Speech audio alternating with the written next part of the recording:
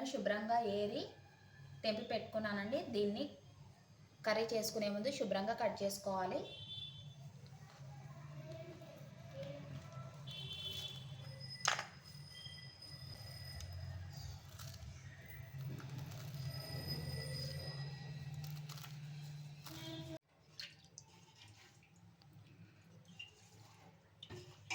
Stove on చేసుకొని pan పెట్టేసుకొని oil వేసుకుందాం.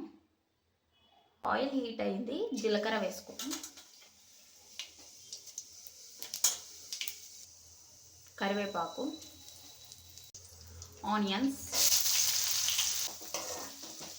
ఆనియన్స్ వేగాక పసుపు వేసుకుందాం.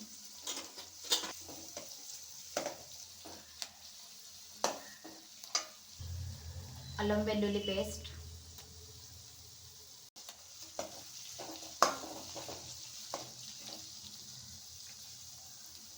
పచ్చివాసన పోయే వరకు వేయించాలండి దీన్ని.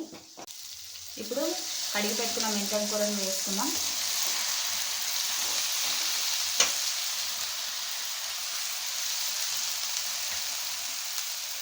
మెంతం కూర వేసుకున్నాక కలుపుకోవాలి. మెంతం కూరని వేగనియాలి.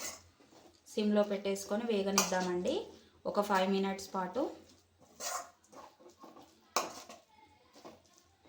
మెంతం కూర ఇలా డీప్గా ఫ్రై కావాలండి. అప్పుడే పచ్చివాసన లేకుండా ఉంటుంది. మెంతం కూర ఇలా ఫ్రై చేశాకనే దీంట్లోకి మనం కడిగి నానబెట్టుకున్న పెసరపప్పు ఒక 15 నిమిషాల పాటు నానబెట్టుకున్నాను. ఇప్పుడు మెంతాకు వేగాక ఇలా వేగాలండి, లేకపోతే పచ్చి వాసన వస్తుంది. ఇలా మెంతాకు వేగాక దీంట్లోకి ఇప్పుడు ఈ కడిగి నానబెట్టుకున్న పెసరపప్పునైతే వేసుకుందాము.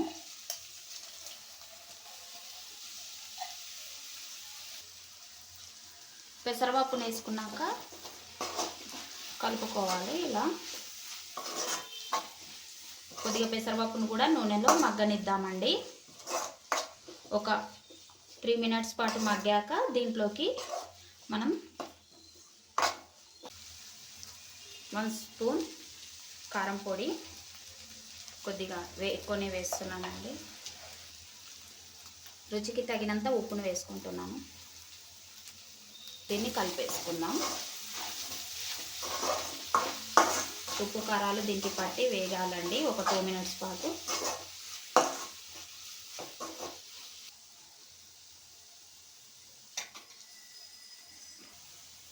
ఉప్పు కారం వేసాక 2 మినిట్స్ పాటు వేగాక టమాటాలను అయితే వేసుకుంటున్నాను.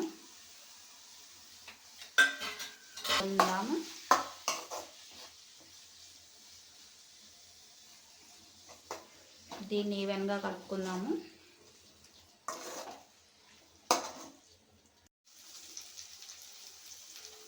ఓకే అండి, మెంతం కూర అయితే అయ్యింది. నూనె పైకి తేలింది.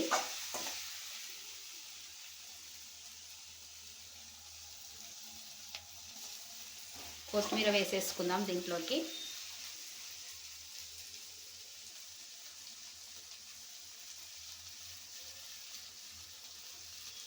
ఓకే అండి, మెంతం కూర రెడీ.